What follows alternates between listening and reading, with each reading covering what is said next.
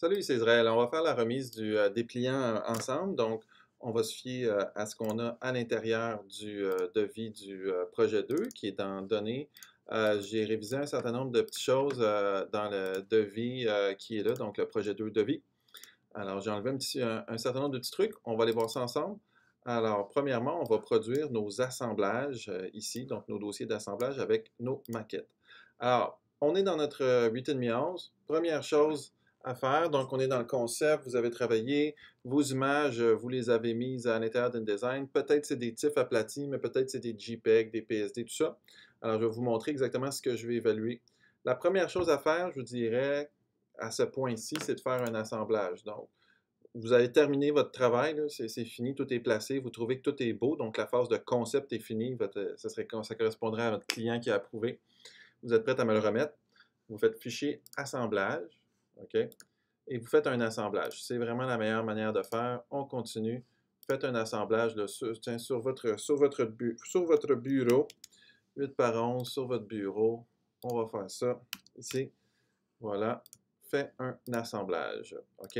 Pourquoi je te dis de faire ça? Parce que ça va tout ramasser toutes les images que tu as utilisées dans ton dépliant 8,5-11. Et là, après ça, ce que je veux que tu fasses, c'est que toutes tes images, tu les transformes en pré-presse. Donc, tu les mettes corrects, autrement dit. Alors, dans tes liens, ici, tu vas voir, regarde, par exemple, moi, j'ai plein de JPEG. Ça va pas des JPEG. J'ai des PNG. Alors, ce que je vais faire, c'est que je dois ouvrir toutes mes images matricielles à l'intérieur de Photoshop. OK? Et chacune de ces images-là, je dois premièrement m'assurer que les calques soient aplatis. S'ils ne sont pas aplatis, je fais aplatir l'image. Donc ça, c'est la première chose à faire. Deuxièmement, m'assurer que j'ai assez de DPI. Donc image, taille de l'image. Alors m'assurer qu'en bas ici, je marque bien 300 ppi. Alors ce que je vais faire en premier, je vais laisser rééchantillonnage décoché. J'écris 300. OK? Première chose. Je vois que lorsque j'écris 300, c'est 5 pouces par 5 pouces. Je regarde dans InDesign. Qu'est-ce qu'a fait ma boîte? 3 pouces par 2 pouces. Donc, ça va bien, c'est correct. J'ai assez de pixels. Alors là, je vais cocher rééchantillonnage. Je vais écrire mon 300. Puis là, je peux écrire la taille que je veux ou tout simplement laisser cela. Alors, la méthode, là, ce serait d'aller voir la plus grande des deux valeurs. 2.745 par 3,2, 2.745 par 3,2, 3.2 par exemple, 2.9. On est correct, c'est pas grave si c'est un petit peu plus grand, on peut cropper dans InDesign. Donc, en cochant rééchantillonnage, ça va réduire selon 300 pixels par pouce. OK? Si jamais il arriverait qu'il y aurait des images qui ne soient pas assez grandes, OK? Donc, mettez-les quand même à 300 pixels par pouce en cochant rééchantillonnage à la bonne taille. Ça ne donne rien non plus que ce soit trop grand, vos images. Alors, essayez de réduire quand même, parce que ça ne donne rien de mettre des images qui pèsent 50 MB. Là. Alors, toutes les images doivent être à 300 ppi. Première chose. Deuxième chose, une fois que vous êtes assuré que vous avez assez de pixels, image mode CMJN. OK? Donc, image mode CMJN. C'est pas grave les profils colorimétriques si c'est encore sur le 24 heures ou Swap V2. Idéalement, ce serait Swap V2, mais c'est pas grave si ça ne l'est pas. Alors, aux images de Photoshop, on aplatit l'image. Ensuite, on s'assure qu'on a assez de pixels. Ensuite, on s'en va dans Image, taille de l'image. On s'assure qu'on a assez de pixels, je l'ai dit. Ensuite, Image mode CMJN. Ensuite, on enregistre ça en TIFF. Donc, fichier enregistré sous. On s'en va dans Lien. Alors, carte. On met ça en TIFF, notre image. OK? On met ça en TIFF. Et là, normalement, là, mes zones transparentes, là, je ne peux pas cocher ça. Ça veut dire que mon image a bien été aplatie. J'enregistre ça en TIFF. Je fais ça pour toutes mes images. Et là, je m'en vais dans InDesign. Je prends mon image, fenêtre, lien. Et qu'est-ce que je vais faire? Je vais venir rééditer mon lien de ma carte parce que là, c'est un PNG. Donc, je viens sur Réédite. Je viens dans mes liens et je prends ma carte au format TIFF. Donc, là, il ne faut pas se mélanger à nos fichiers. Ma carte TIFF. Je fais ouvrir. Du coup, ça va remplacer ma carte en JPEG. Je fais ça pour toutes les images matricielles. Les images vectorielles, donc par exemple mon logo qui est ici, j'ouvre ça dans l'Illustrator. Voilà, Illustrator. Donc, première chose, il faut que je regarde, est-ce que j'ai de la transparence? Est-ce que j'ai des dégradés? Donc ça, j'en veux pas à l'intérieur de ça, à l'intérieur de Illustrator. Si jamais vous avez des images qui utilisent de la transparence. Donc, dans fenêtre, mettons transparence ici, là. OK, des images qui utiliseraient ça ici, de la transparence ou des modes de fusion. Essayez de vous en sortir en ne pas faire de transparence. Sinon, ben, ce qu'il va falloir faire, c'est qu'il va falloir pixeliser si jamais vous utilisez la transparence avec un arrière-plan blanc, bien important. En faisant ça, ça va les transformer en images. C'est pas idéal, c'est mieux que ce soit juste vectoriel puis qu'on n'utilise pas ça. Ensuite, dans Illustrator, pour vos images vectorielles, on va aller dans Fichier, Mode colorimétrique et on s'assure que ce soit en CMGN. Et on enregistre notre image. Donc, on enregistre notre image, toujours dans mes liens, au format EPS, Illustrator EPS. Donc, j'enregistre mon image au format EPS. Et de la même manière, je reviens dans mon document, je m'en viens dans ma fenêtre des liens et je fais une réédition et je m'en viens mettre mon image EPS. Voilà. OK? Donc, c'est ça que vous devez faire. Toutes vos images matricielles, toutes vos images vectorielles. Ensuite, vérifiez bien votre document de design. Il ne faut pas qu'il y ait d'images qui soient avec fond perdu. Donc, il n'y a pas de fond perdu dans le petit nuance. Fait que ça ne serait pas bon. Ça, pas bon. Ça non plus, pas bon. OK? Je veux dire, juste sur le bord ici, pas bon. Il faut qu'on laisse un minimum de 0,125 partout. Recto, verso. Ensuite, bien, évidemment, on va enlever toutes nos petites indications de page, notre A, B, C, D, E, F. Là. On va enlever tout ça ici sur notre fichier. On est mélangé dans nos calques ici. Tiens, je vais juste les supprimer ici. Et une fois qu'on a tout fait ça comme il faut, puis qu'on sait que notre travail est prêt, alors j'ai tout fait. Mes images sont en CMJN, 300 pixels par pouce. Mes images matricielles, mes images Illustrator sont en EPS, en CMJN. Alors là, ce que je vais faire, c'est que je vais faire mon assemblage final pour la remise. Mon assemblage final pour la remise ici, je le demande. Alors, je veux qu'il s'appelle nom, prénom, print 2G3, PR2A. Alors, on va ouvrir ça avec aperçu, comme ça on va pouvoir copier-coller. Voilà, ici. Donc, je m'en vais dans InDesign. J'ai fini mon outil de nuage. Je fais Fichier, Assemblage. Donc, je fais mon assemblage ici. J'enregistre. Je continue sur mon bureau ici. Et là, je mets tout ça ici. Voilà, dans un dossier qui s'appelle nom, prénom, A. Alors, je fais mon assemblage de ça. OK, OK. Alors, voilà, ça fait mon assemblage. Ça s'en vient. Voilà. Aussi, je voulais que tout ça, ça soit dans un dossier. J'aurais dû le dire avant, c'est pas grave. Je voulais que ce soit dans un dossier qui s'appelle nom, prénom, projet 2. Fait que ce que ça veut dire, c'est que sur votre bureau, par exemple, faites un nouveau dossier ici. Nom, prénom. Alors, nom, prénom. Et juste écrire ici, comme ça. On va l'appeler comme ça, notre dossier.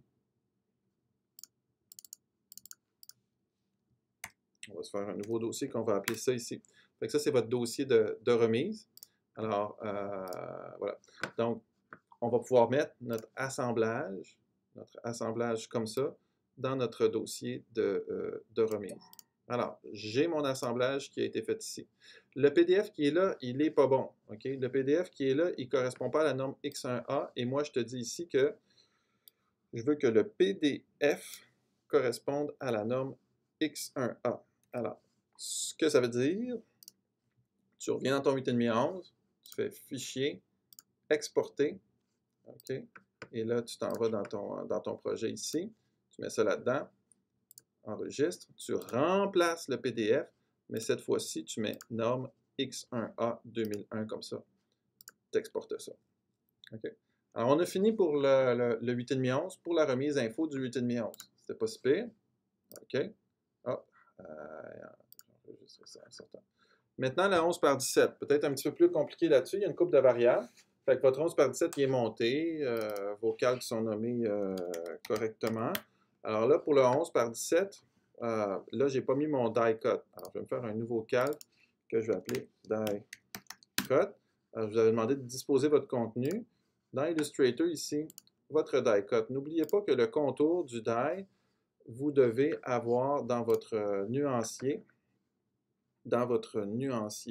Voilà, j'y arrive, une nuance qui s'appelle die cut, puis qui s'appelle ton direct, et qui est en type ton direct. OK? Ensuite, les petites découpes ici, là, ça doit être coloré avec une nuance qui s'appelle Score et qui est de type ton direct.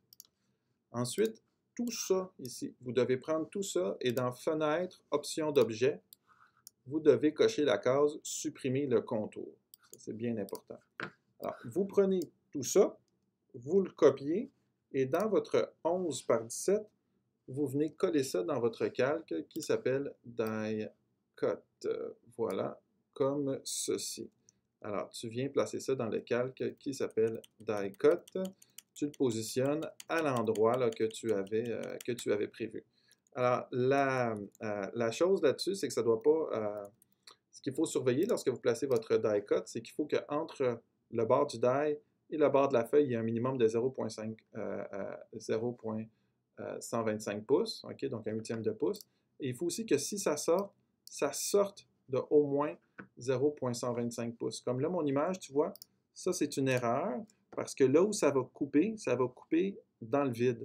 Donc ce que je veux, c'est que mon image, là, si elle touche au bord, qu'elle dépasse d'au moins 0,125 pouces partout autour du die. Même chose pour mes filets. Mettons, j'ai un filet comme ça.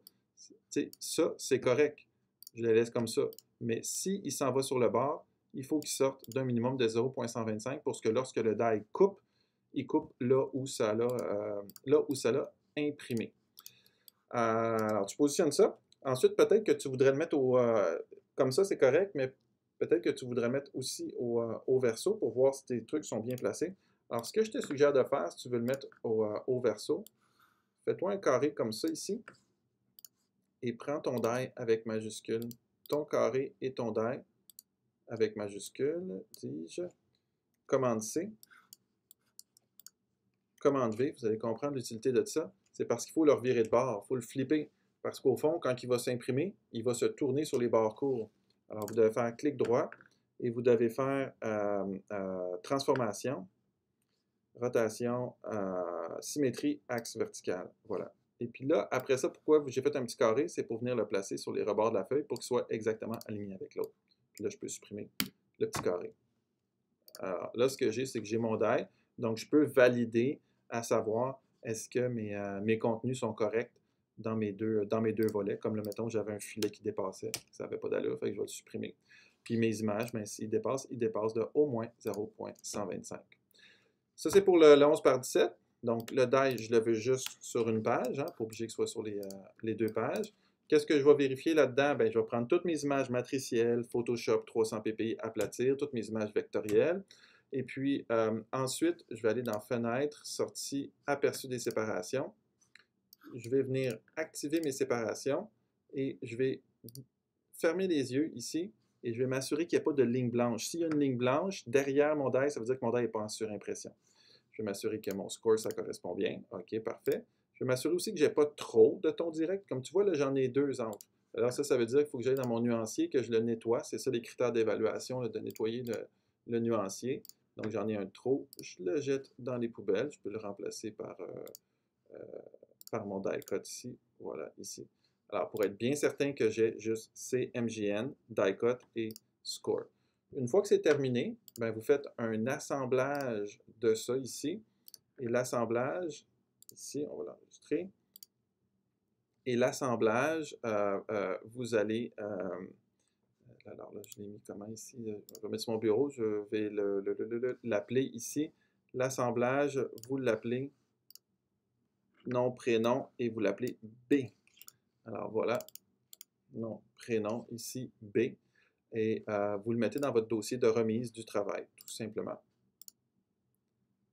Excellent. Et même affaire, vous devez produire un PDF de ça. Alors, le PDF de ça, fichier, exporter, et vous le placez là-dedans ici. Et le PDF s'appelle comment? Le PDF s'appelle, ici, le PDF s'appelle exactement la même affaire que l'autre, comme ça, ici. Voilà, et vous le placez dans le B. Voilà, j'ai enregistré, j'exporte, et je m'assure que ce soit bien la norme X1A. OK? Alors, ça va remplacer l'autre PDF. Alors, ça, c'est pour le 11 par 17. Une fois que c'est terminé, tout ça, donc vous avez enregistré, vous avez fait vos assemblages, vous avez complété votre remise infographique, bravo. Vous avez peut-être un petit dossier crédit à faire si vous avez pris des images à l'extérieur. Donc, si vous avez pris des images à l'extérieur sur Internet, ben, à ce moment-là, faites un dossier crédit et copiez, collez-moi les URL. Alors, ce que vous allez faire, c'est quand vous allez terminer, vous allez ouvrir votre dépliant 8,5-11. Normalement, il ne devrait pas avoir de marque de coupe. Ici, là-dedans, ça devrait être comme ça, sans fond perdu. Et vous imprimez ça recto verso en couleur, vous le pliez. Vous imprimez aussi ça en noir et blanc, donc vous ouvrez votre dépliant, vous l'imprimez en noir et blanc et vous le mettez dans une pochette. Vous faites la même affaire pour votre 11 par 17, donc vous ouvrez votre 11 par 17, vous l'imprimez ici. Alors là, c'est un petit peu particulier. Si vous voulez l'imprimer couleur sans avoir les contours du die dessus, ce que je vous conseille de faire, ce serait plutôt dans InDesign, ce serait d'ouvrir ce document-là ici, votre document 11 par 17, et d'aller dans vos calques, éteindre le calque die cut, de faire une impression, ensuite d'ouvrir que le die cut, de faire une impression, superposer les deux feuilles, puis tout simplement là, mettez du tape un peu, puis découper là où il y a les marques du die cut. Et ça, vous me rendez ça ici, dans une pochette. Les deux demi de pliage, donc ce que je vous avais montré là, pour le concept au niveau du plié. Et les 5 artefacts du spécilège dans chacune des pochettes. Alors, je vous avais demandé de faire un petit spécilège, vous me rendez ça. Alors, c'est ça pour la remise à remettre en rentrant avant de faire votre examen.